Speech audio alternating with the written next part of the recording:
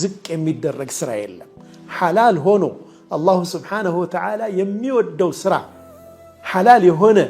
ስራ እስከሆነ ድረስና ከሰው እጅ እንዳንወድቅ የሚያደርገን እስከሆነ ድረስ ስራ ሁሉ ክቡር ነው ስራ ሁሉ የተከበረ ነው የምንመርጠው መልካም ብለን የምናስበው ከራሳችን ጋር ይሄዳል ብለን የምናስበው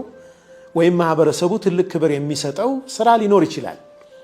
ለምሳሌ አንድ ሰው ሐኪም መሆን አለብኝ ብሎ ሊያስብ ይችላል መሐንዲስ መሆን አለብኝ ብሎ ሊያስብ ይችላል ያ ችግር የለበትም የግድ ለምን የማዘጋጃ ቤት ጽዳት ሰራተኛ ለምን ሆናለሁ አላልክም አይባልም ያንን ሊያስብ ይችላል የተሻለ ተከፋይ ሊሆን ይችላል ብሎ ሊያስብ ይችላል የተሻለ ነገር ሊመርጥ ይችላል መሆንም ይኖርበታል ትልቁ ችግር ግን እዛ ቦታ ላይ ከደረሰ በኋላ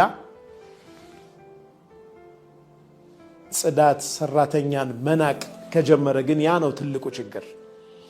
ጽዳት ከፍተኛ ብለን የምናስበውም ስራ ሁሉም ሐላል እስከሆነ ድረስ ክቡር ነው የተከበረ ስራ ነው የስራው ማንነት አይደለም አላህ Subhanahu Wa Ta'ala ዘንድ ተወዳጅ የሚያደርገን የስራው ምንነት አይደለም አላህ Subhanahu Wa Ta'ala ዘንድ ተወዳጅ የሚያደርገን ልባችን ውስጥ ያለ መልካምነት ነው ከሐላል ለሐላል ያለን መልካምነት ነው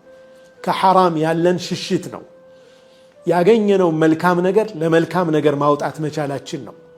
ሙያ አልባ መሆን በእስልምና ፈጽሞ የተወደደ አይደለም የሆነ አይነት ስራ ኢትቃን የምናደርገው የምናሳምረው ስራ ሊኖረን ይገባል ዑመር ኢብኑ ኸጣብ ረዲየላሁ ዐንሁ ምን አሉ አራ الرجل فيعجبني አንድን ሰው አየውና እገረምበታለሁ እደነቅበታለሁ ጥሩ ሰው ነው ብዬ አስበዋለሁ ከዛ በኋላ ሙያ ምንድነው ብዬ ጠይቀዋለሁ አሉ ሙያ እንደሌለው ሲነግረኝ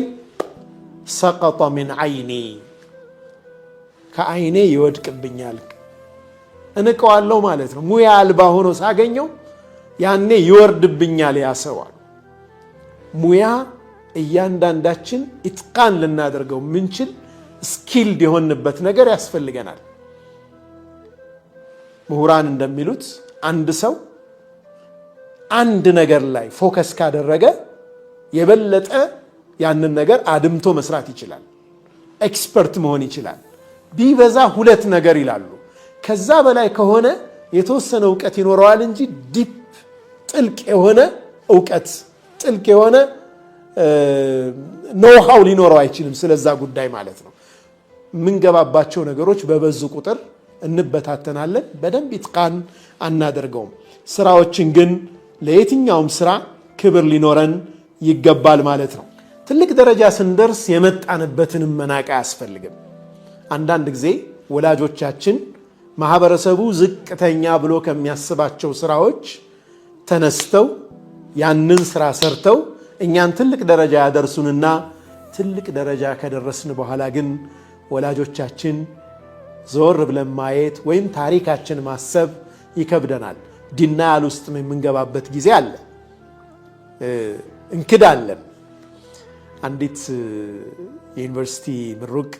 ተማሪ የምርቃቷ ቀን ያደረገችው ግን ትልቅ ትምህርት ይሆነናል ብዬ አስባለሁ